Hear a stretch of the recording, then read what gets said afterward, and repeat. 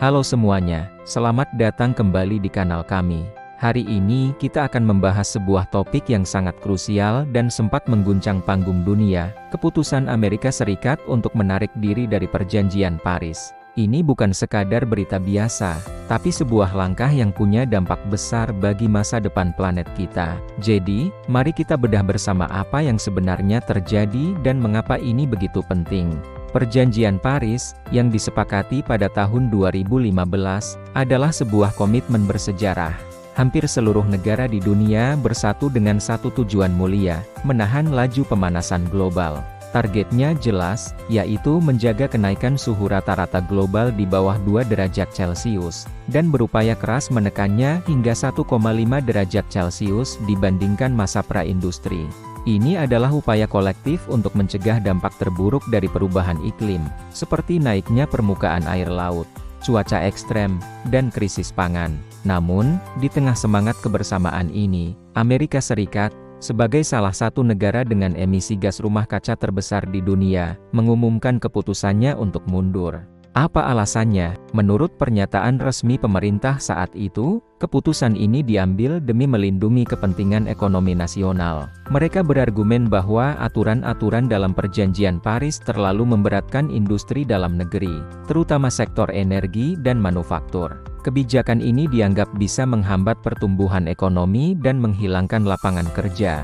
Intinya, mereka memprioritaskan ekonomi domestik di atas komitmen iklim global. Tentu saja, langkah ini langsung memicu reaksi keras dari seluruh penjuru dunia. Para pemimpin negara, terutama dari Uni Eropa, Tiongkok, dan negara-negara berkembang, menyuarakan kekecewaan mendalam. Mereka melihat keputusan Amerika ini sebagai sebuah pengkhianatan terhadap semangat solidaritas global. Bayangkan saja, ketika semua orang bekerja sama untuk memperbaiki perahu yang bocor, salah satu awak terbesarnya justru memutuskan untuk melompat keluar. Ini jelas melemahkan upaya bersama. Para ilmuwan dan aktivis lingkungan juga tak kalah keras mengkritik. Mereka memperingatkan bahwa tanpa partisipasi Amerika, target Perjanjian Paris akan jauh lebih sulit, bahkan mustahil, untuk dicapai. Emisi dari satu negara besar yang tidak terkendali bisa meniadakan hasil kerja keras dari puluhan negara lain. Ini seperti mencoba mengisi ember yang bocor besar. Seberapapun air yang kita tuangkan, embernya tidak akan pernah penuh. Dampak dari mundurnya Amerika ini berpotensi mempercepat krisis iklim yang sudah di depan mata. Selain itu, keputusan ini juga menciptakan ketegangan diplomatik yang baru. Hubungan Amerika Serikat dengan sekutu-sekutu tradisionalnya menjadi sedikit tegang. Isu iklim, yang tadinya menjadi jembatan kerjasama, kini berubah menjadi sumber perpecahan. Dunia seakan terbelah menjadi dua kubu, mereka yang tetap teguh pada komitmen iklim, dan Amerika yang memilih jalannya sendiri. Ini menciptakan dinamika geopolitik yang rumit, di mana kepercayaan antar negara diuji. Namun, ada sisi lain yang menarik dari cerita ini. Mundurnya Amerika justru memicu reaksi yang tak terduga dari negara-negara lain. Alih-alih ikut menyerah, banyak negara justru semakin memperkuat komitmen mereka. Uni Eropa dan Tiongkok, misalnya, tampil ke depan dan menyatakan akan memimpin upaya global dalam menanggulangi perubahan iklim. Mereka seolah ingin membuktikan bahwa dunia bisa terus bergerak maju, bahkan tanpa kehadiran Amerika Serikat. Ini menunjukkan betapa mendesaknya isu ini bagi sebagian besar komunitas internasional. Di dalam Amerika Serikat sendiri, keputusan ini juga tidak diterima bulat. Banyak negara bagian, kota, perusahaan besar, dan komunitas masyarakat yang menentang kebijakan pemerintah federal. Mereka meluncurkan inisiatif sendiri yang disebut We Are Still In, sebuah gerakan yang menyatakan bahwa mereka akan tetap mematuhi standar Perjanjian Paris, terlepas dari keputusan pemerintah pusat.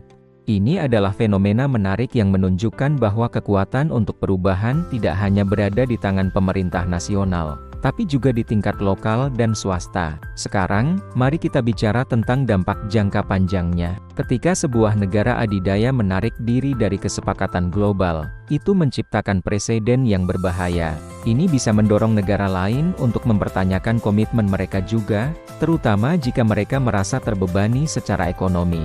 Efek domino semacam ini adalah kekhawatiran terbesar bagi para pendukung Perjanjian Paris. Jika solidaritas global retak, maka seluruh bangunan kerja sama iklim bisa runtuh.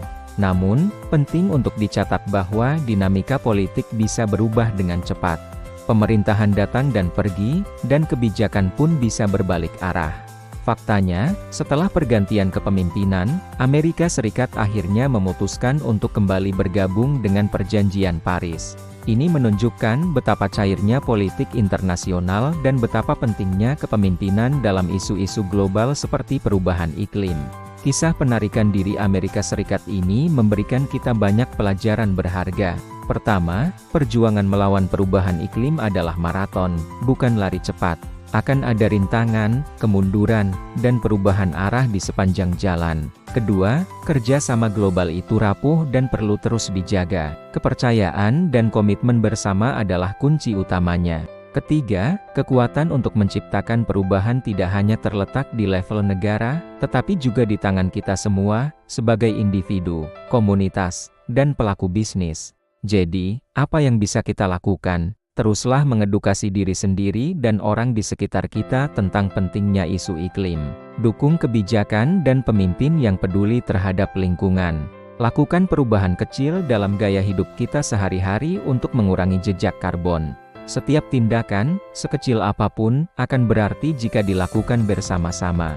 Krisis iklim adalah tantangan terbesar yang dihadapi generasi kita, dan menyelesaikannya membutuhkan kerja sama dari semua pihak, tanpa terkecuali. Semoga pembahasan kali ini bisa memberikan wawasan baru bagi teman-teman semua.